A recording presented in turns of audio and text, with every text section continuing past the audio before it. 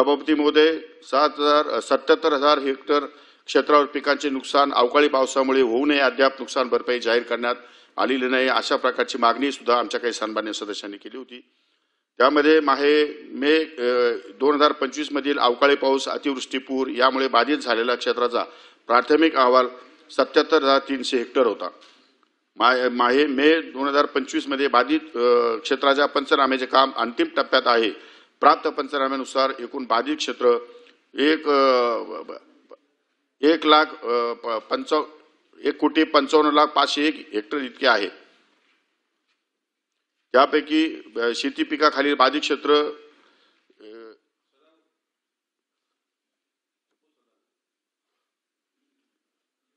1,55,500 hectare इतका आहे आणि 1,19,000 हेक्टर फळ पिकाखालील बाधित क्षेत्र 36,268 हेक्टर आहे।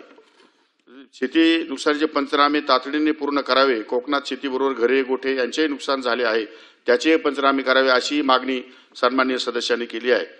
फेब्रुवारी ते मे 2025 या काळातील प्राप्त पंचनाम्यानुसार एकूण 1,86,226 हेक्टर क्षेत्र बाधित झाले आहे। जून 2025 मध्ये प्राथमिक अहवालानुसार एकूण 67,427 हेक्टर क्षेत्र बाधित झाले असून पंचनामे करण्याची कार्यवाही सुरू आहे। घरे, गोठे यांचे नुकसान झालेले पंचनामे करणे ही बाब मदत व पुनर्वसन विभागाशी संबंधित असल्यामुळे त्या विभागाशी चर्चा करून त्यांनाही या संदर्भात आदेशित करण्यासाठी विनंती करण्यात येईल। सभापती महोदय, शेतीसाठी उपलब्ध युरियाचा वापर शेतकऱ्याला फायदा झाला नाही, विमा कंपनीला झाला। विमा कंपनीला 10,000 कोटीचा फायदा झाला, याचाही या ठिकाणी काही सभासदांनी मांडलेले आहे। ही गोष्ट खरी आहे की विमा कंपनीला जास्त फायदा झाला आहे। प्रधानमंत्री पीक विमा योजना ही केंद्र शासनाची योजना असून केंद्र शासनाच्या मार्गदर्शक सूचनानुसार राज्यात खरीप हंगाम 2016 पासून राबविण्यात येत आहे। सन 2016-17 ते सन 2023-24 या कालावधीत प्रधानमंत्री पीक विमा योजनेअंतर्गत एकूण 43,201.33 कोटी इतक्या रकमेचा विमा हप्ता जमा झालेला असून शेतकऱ्यांना दिलेल्या नुकसान भरपाईची रक्कम ही 32,629.73 कोटी, जी एकूण विमा हप्त्याच्या 76% इतकी आहे। राज्यातील शेतकऱ्यांना प्रतिवर्षी 4,080 कोटी इतकी विमा नुकसान भरपाई मिळाली। विमा कंपन्यांना 7,173 कोटी इतका नफा झाला असून विमा कंपन्यांनी 2,322.61 कोटी शासनाला परतावा या ठिकाणी दिलेला आहे। पीक विमा मंजूर झाल्यावर 10 दिवसात खात्यात पैसे जमा करावा लागतो। 2023-24 चा खरीप रब्बीचा विमा अजून शेतकऱ्यांना खात्यात जमा नाही, असाही काही सभासदांनी या ठिकाणी माहिती दिली आहे। त्याप्रमाणे मी माहिती घेतली असता 2023 चा खरीप 77 कोटी पीक विमा हा येणं अजून बाकी आहे। 23-24 चा रब्बीचा पीक विमा बाकी आहे। त्यामुळे 2023 व रब्बी खरीप 2023 व रब्बी 2023-24 मधील एकूण 262.70 कोटी विमा नुकसान भरपाई प्रलंबित असून त्याचे वाटप प्रगतीपथावर आहे। खरीप 2024 चा 400 कोटीचा पीक विमा बाकी आहे।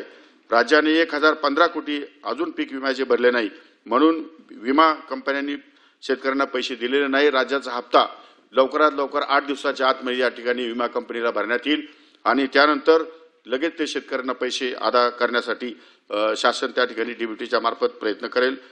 15 दिवसाच्या आतमध्ये शासनाकडून सर्व शेतकऱ्यांना विम्याची रक्कम जाईल, अशा प्रकारचं मी सभागृहाला आश्वासित करतो।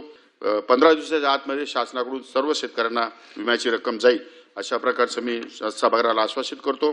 खरीप हंगाम 2024 मधील राज्य शासन विमा हप्ता 1,028.97 कोटी विमा कंपन्यांना वितरणाची कार्यवाही या ठिकाणी प्रगतीपथावर आहे। त्यामुळे अशा प्रकारे कुठल्याही शेतकरी हा पीक विम्यापासून वंचित राहणार नाही, यासाठी शासन निश्चितपणे काळजी घेईल।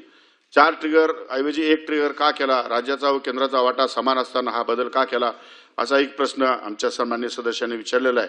सर्वसमावेशक पीक विमा योजनेअंतर्गत 1 रुपयात पीक विमा देण्याचा निर्णय झाल्यापासून या योजनेचा गैरप्रकारे फायदा घेण्याचे प्रमाण वाढल्याचे मोठ्या प्रमाणात निदर्शनास आले। विमा कंपन्यांच्या कार्यपद्धतीबाबत देखील शेतकऱ्यांच्या तक्रारी आहेत। त्यामुळे सर्वसमावेशक पीक विमा योजनेत बदल करून पीक कापणी प्रयोगावर आधारित सुधारित पीक विमा योजना राबविण्याचा निर्णय घेण्यात आला। त्यामध्ये पेरणी न होणे, स्थानिक नैसर्गिक आपत्ती, काढणी पश्चात नुकसान व मध्य हंगाम प्रतिकूल परिस्थिती या 4 वैकल्पिक जोखीम बाबी वगळून केवळ पीक कापणी प्रयोगावर आधारित नुकसान भरपाई या अनिवार्य जोखीम बाबीचा समावेश आहे. पीक विमा योजना बंद करण्यात आल्या संदर्भात अनेक शेतकऱ्यांनी अनेक सभासदांनी या ठिकाणी त्यांच्या भाषणात मांडलेलं आहे. परंतु प्रधानमंत्री पीक विमा योजना ही केंद्र शासनाची योजना असून केंद्र शासनाच्या मार्गदर्शक सूचनानुसार राज्यात खरीप हंगाम 2016 पासून राबविण्यात येत आहे. ही योजना बंद करण्यात आलेली नाही. दिनांक 24/6/2025 रोजीच्या शासन निर्णयान्वये सन 2025-26 मध्ये सुधारित पीक विमा योजना राबविण्यात आलेली आहे. त्यामध्ये ट्रिगर अगोदरचे 3 ट्रिगर कमी केलेले असल्यामुळे या पीक विमा योजनेमध्ये जे टेंडर्स आले त्यामध्ये जवळपास 4,500 कोटी रुपये हे राज्य शासनाला या ठिकाणी कमी भरावे लागतील आणि त्यामुळे ती 5,000 कोटी रुपयाची भांडवली गुंतवणूक शेतामध्ये करण्यासाठी आपण पीक विमा योजना सुधारित या ठिकाणी केलेली आहे. जुन्या पद्धतीनुसार पीक विमा योजना लागू केलेली आहे. त्यामध्ये कुठल्याही प्रकारचे बंद करण्याचा निर्णय शासनाने घेतलेला नाही. हेच मी आपल्या निदर्शनास आणू इच्छितो.